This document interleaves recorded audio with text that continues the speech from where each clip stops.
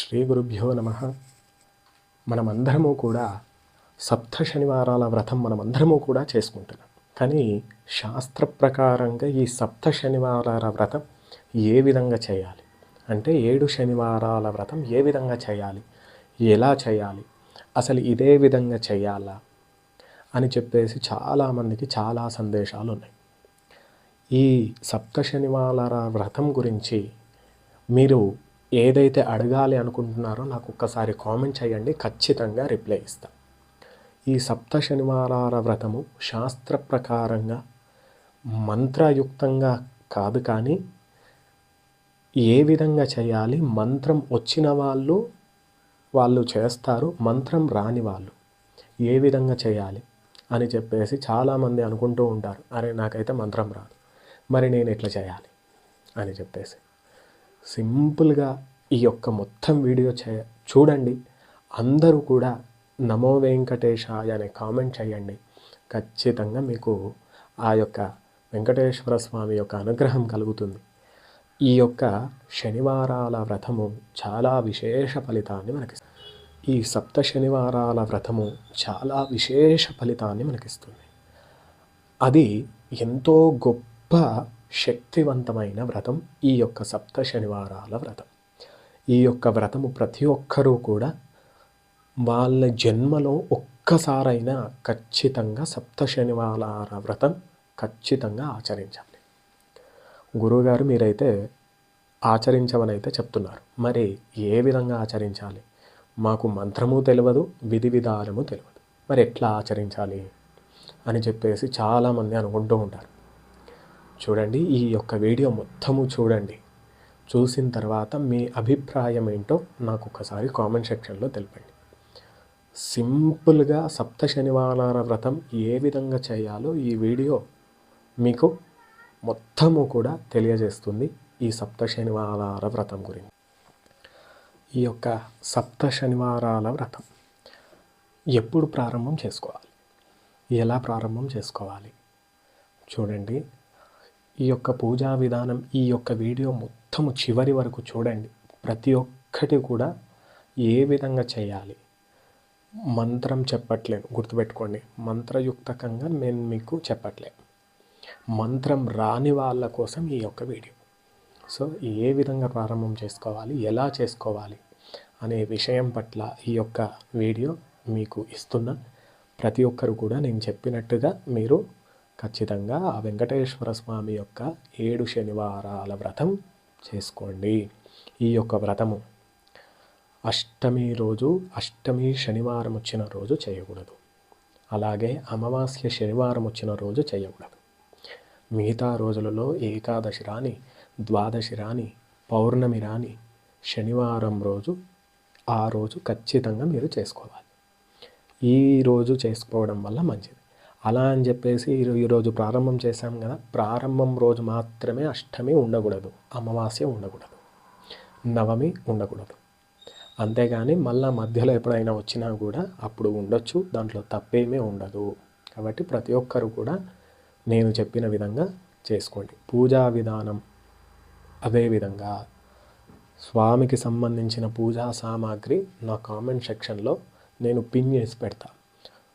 సప్త శనివారాల వ్రతం కోసం చేసే సామాగ్రి, పూజ చేసే సామాగ్రి ప్రతిదీ కూడా నేను కామెంట్ సెక్షన్లో పిన్ చేసి పెడతా. అక్కడికి వెళ్ళి అందులో చూసుకొని ప్రతి ఒక్కటి కూడా మీరు తెచ్చుకోండి. సప్త శనివారాల వ్రతం ఏ విధంగా చేయాలి, ముందుగా ప్రాతకాలంలో మేలుకోండి.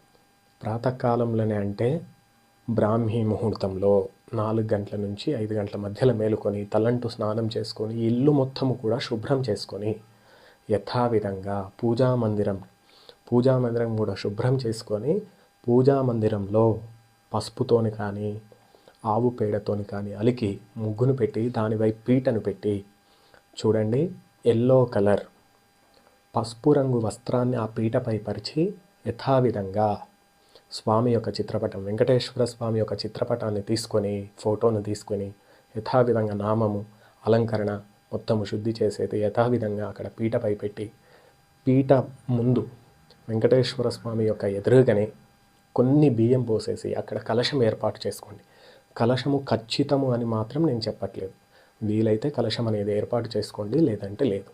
కలశం పెట్టుకొని యథావిధంగా దానిపై మామిడాకు కానీ లేదా తమలపాకులు పెట్టేసి కొబ్బరికాయలు పెట్టి వస్త్రం వేసేసి ముందుగా ఆ కలశం ముందే పసుపుతో వినాయకుడిని చేసుకోండి.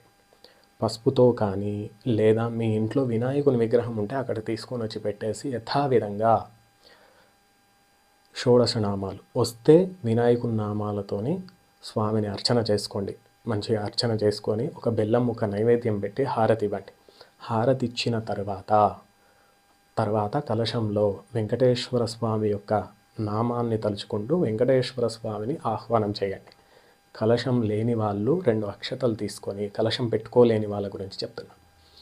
కలశం పెట్టుకోలేని వాళ్ళు 2 అక్షతలు తీసుకొని వెంకటేశ్వర స్వామిని నామస్మరణ చేసి అక్షతలు వెంకటేశ్వర స్వామి యొక్క పాదాల దగ్గర వేసి నమస్కరించి యథావిధంగా నమస్కరించి గోవిందనామాలు అష్టోత్తరాలు చదువుకుంటూ అక్షతలు పూలు పత్రాలు అన్నీ కూడా చేసేసి యథావిధంగా పెట్టిన తర్వాత మంచిగా వెంకటేశ్వర స్వామి యొక్క విగ్రహాన్ని తీసుకొని పంచామృతాలతోనూ గుర్తుపెట్టుకోండి, పంచామృతాలతోనూ స్వామికి మంచిగా అభిషేకం చేసుకొని అష్టోత్తరం చేసి యథావిధంగా ఆ కలశం ముందు పెట్టేసి మంచిగా అష్టోత్తరము అన్నీ కూడా చేసుకున్న తర్వాత తులసి దళాలు పూలు పత్రాలు అన్నీ కూడా బిల్వపత్రి చాలా ఇంపార్టెంట్.